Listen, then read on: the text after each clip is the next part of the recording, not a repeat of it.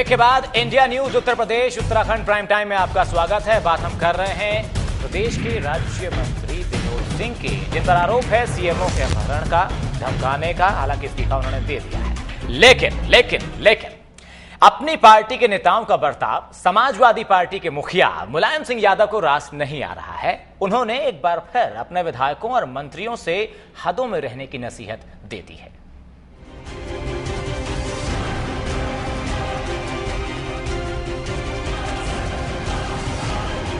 देश की राजधानी सभी के लिए दूर हो चली है। मुलायम सिंह यादव इस बार मौका खोना नहीं चाहते।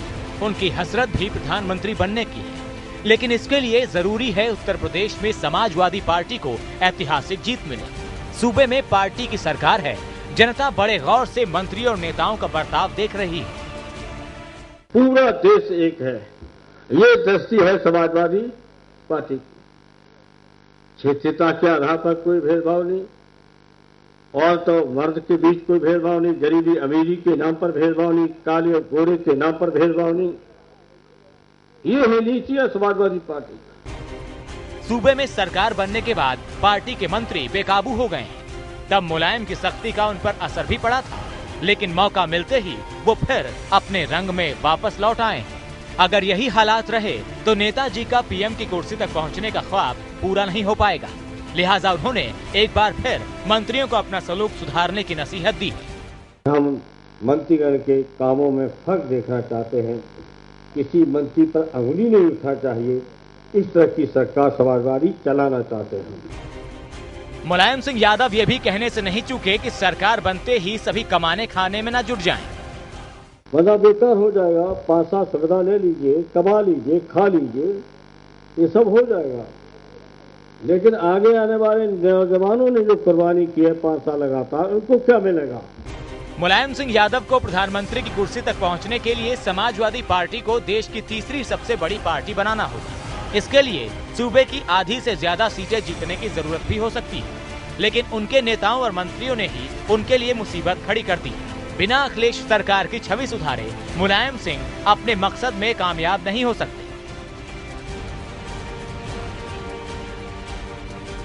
इंडिया न्यूज के लिए खुर्रम निजामी की रिपोर्ट। कानून व्यवस्था बुरे दौर से गुजर रही है। सत्ता में लगभग 7 महीना बीतने के बाद भी ये सरकार के काबू में नहीं है। इसका खामियाजा जनता अपनी जान देकर चुका रही है।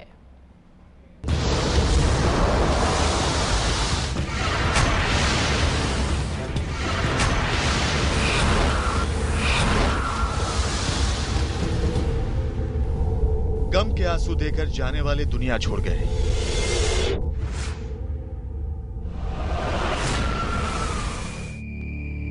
जो जिंदा हैं, उनके जिस्म पर जख्मों के निशान हैं। हर तरफ इंसान ही इंसान का शिकार हो रहा है।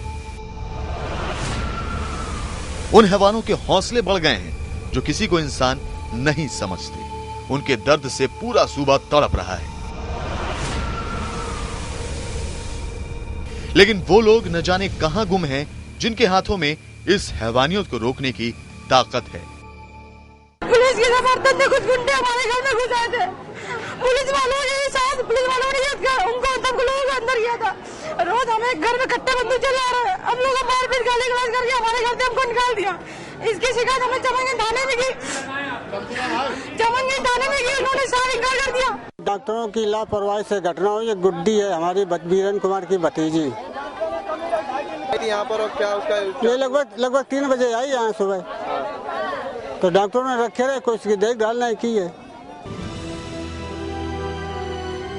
जुर्म की ऐसी आंधी चली है जिसमें गरीब और अमीर सभी जलने को मजबूर हैं। कोई ऐसा शहर नहीं है जिसमें पिछले 1 हफ्ते में लूट की वारदात ना हुई हो। सूबे में रिकॉर्ड तोड़ कत्ल हो रहे हैं। मेरठ में एक उद्योगपति को अगवा कर लिया गया। गाजियाबाद में कचहरी में खुलेआम गैंगवार भी हुआ। अब तो गुंडा टैक्स भी वसूला जा रहा है। रविवार के दिन एक फोन कॉल आई थी, उसमें धमकाते हुए पैसों की डिमांड की गई थी 5 करोड़। गुंडे और बदमाशों के हौसले बढ़ गए हैं। सरकार के काबू में उसके ही नेता नहीं है। जब मंत्री ही खुलेआम गुंडई पर आमादा हो जाएं, तो गुंडों को खुद ब खुद हौसला मिल जाता है। इस्तीफा लेकर किसी मंत्री को हटाया जा सकता है, लेकिन कानून की धज्जियां उड़ाकर जो मिसाल कायम की जा रही है उसके लिए ये सजा बहुत कम है।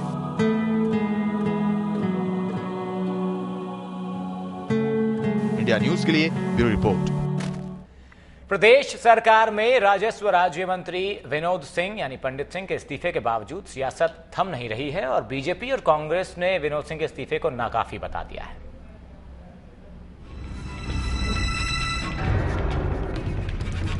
सीएमओ के साथ बदसलूकी के आरोपों के चलते सुर्खियों में आए अखिलेश सरकार के राज्य मंत्री विनोद सिंह और पंडित सिंह ने अपनी फजीहत को देखते हुए आखिरकार पद से इस्तीफा दे दिया। मंत्री पद से अपने इस्तीफे को उन्होंने नैतिकता के आधार पर लिया गया फैसला बताया है, लेकिन विपक्ष इनके इस्तीफे के बावजूद शांत होता नहीं दिख रहा। बीजेपी ने इस्तीफे को नाकाफी बताते हुए सरकार से सख्त कार्रवाई की मांग की है।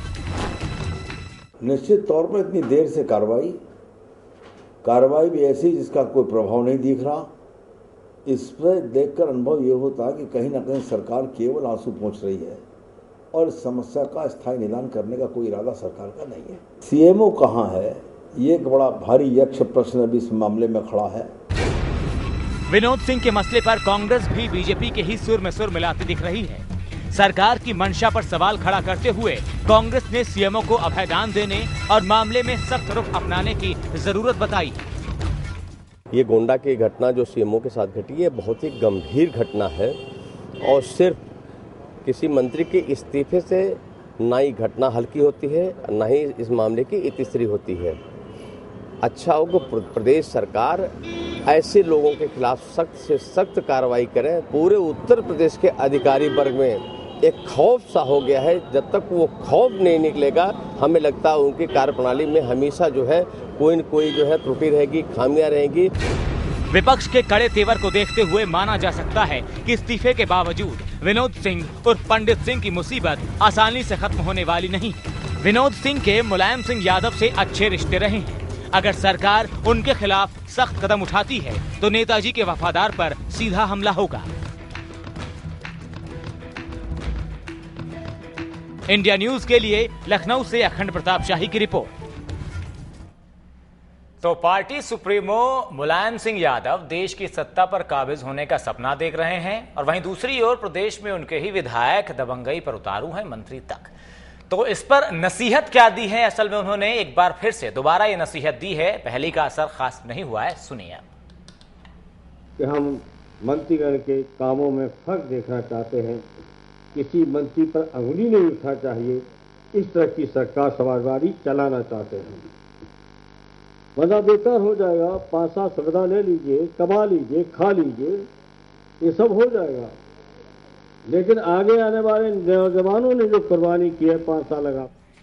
तो इस पूरे हो हंगामे के बाद एक खास बात इसमें यह रही कि सीएमओ एसके सिंह वापस लौट आए हैं, कार्यभार भी उन्होंने संभाल लिया है।